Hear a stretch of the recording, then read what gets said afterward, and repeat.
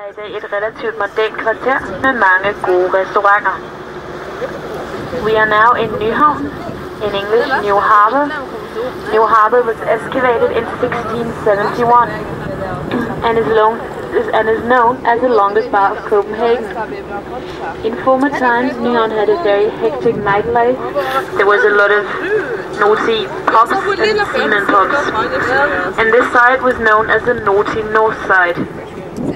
During the 1980s, Nyhavn was restored and is today a fashionable neighborhood with a lot of good restaurants.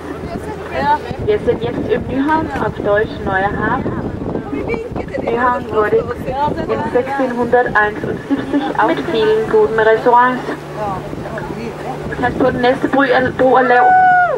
Vær sød og sæt jer ned, næste bro er lav. The next bridge is low, please remain seated.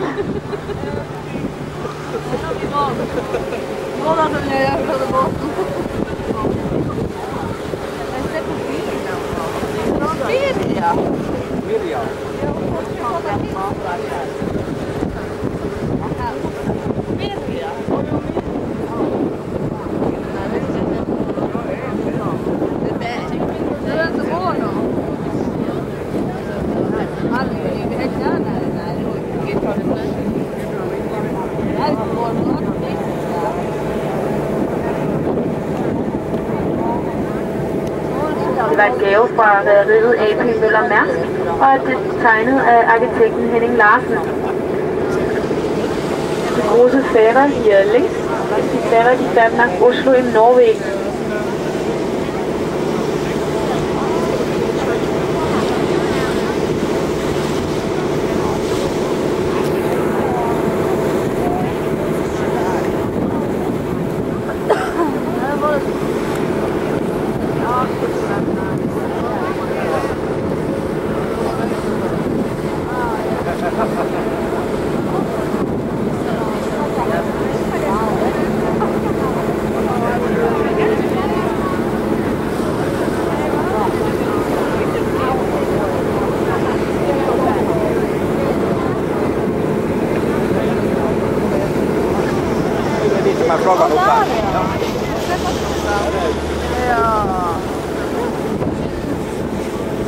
Området her, som vi ser her til højre med kanonerne på, er Battery Sixtus.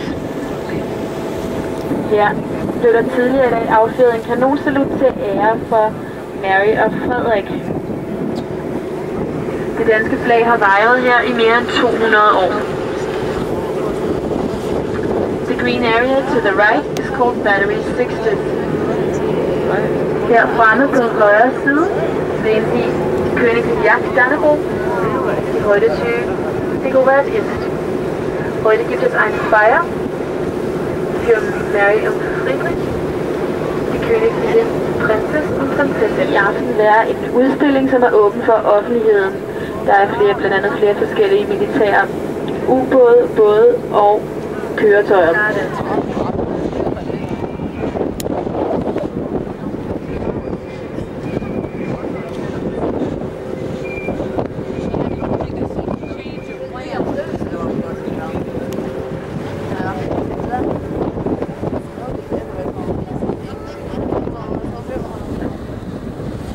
To the right, you now see The Little Mermaid, famous from the fairy tale by Hans Christian Andersen.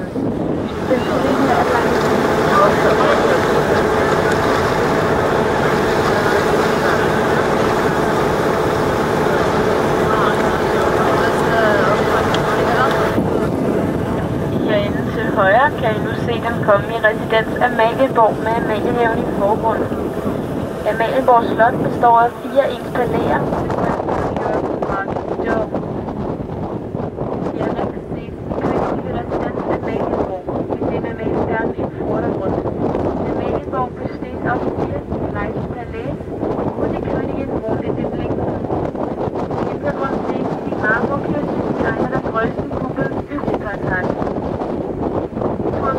Europa im 17. Jahrhundert.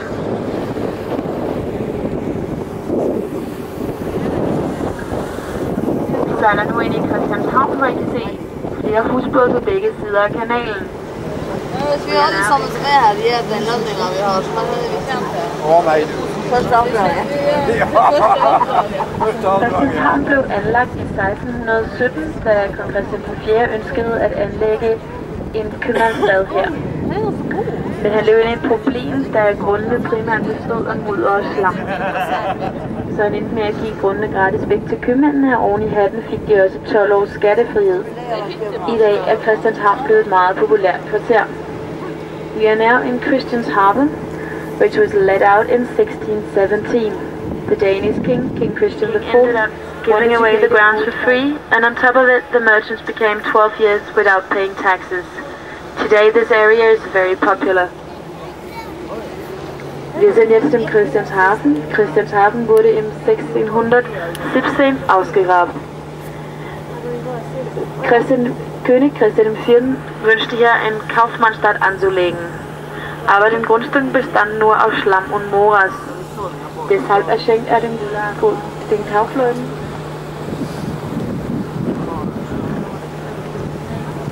Ja.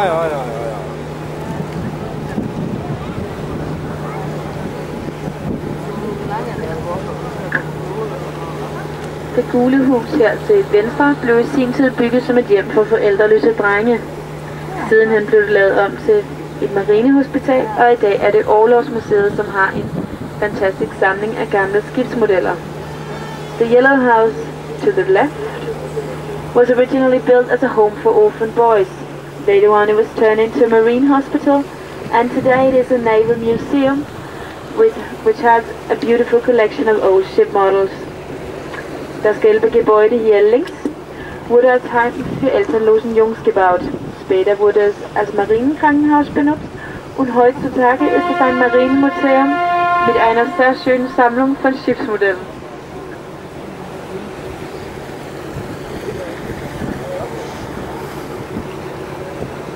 Læg mærke til svanereden herinde på højre lige om lidt. Notice the swans on your right side in a few minutes.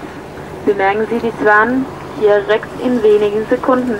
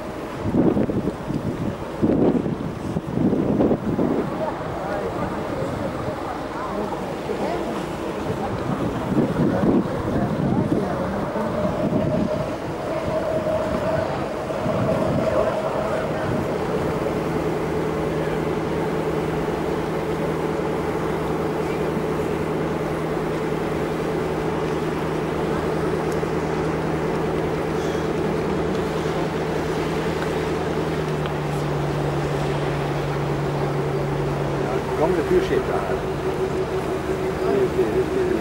Skagerrak.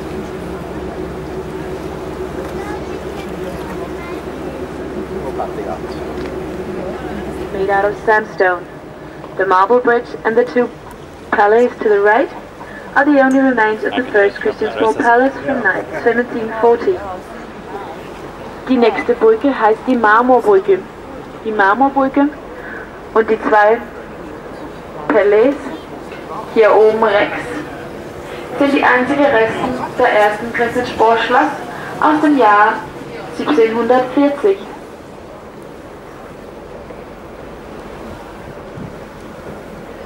Den næste bro er meget smalt, så var så Forsigtig godt.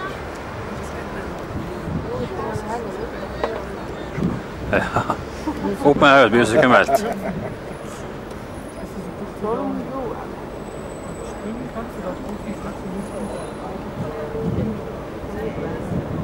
Nu kraschar vi. Nej, kan mange millimeter høre. Nej, nej.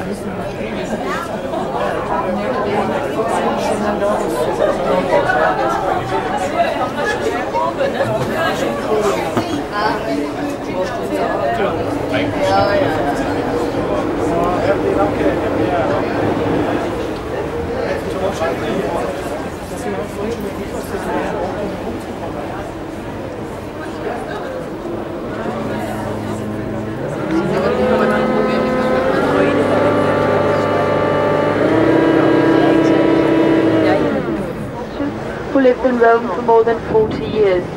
In 1838 he returned to Denmark, where he was celebrated as a national hero.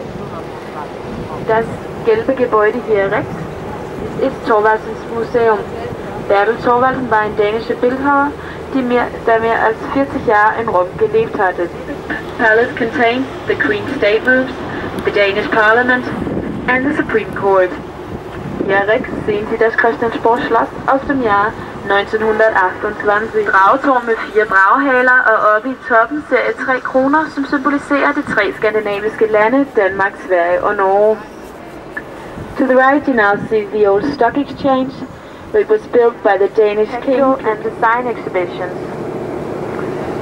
Hier rechts sehen Sie eine alte Speichern, der Gammeldok genannt wird, i et smalt gråt hus, som vi kommer forbi lige om lidt. We are now approaching Nyhavn. Our famous fairy tale writer Hans Christian Andersen loved Nyhavn very much. He lived in the canal for several years. He lived in the narrow grey house.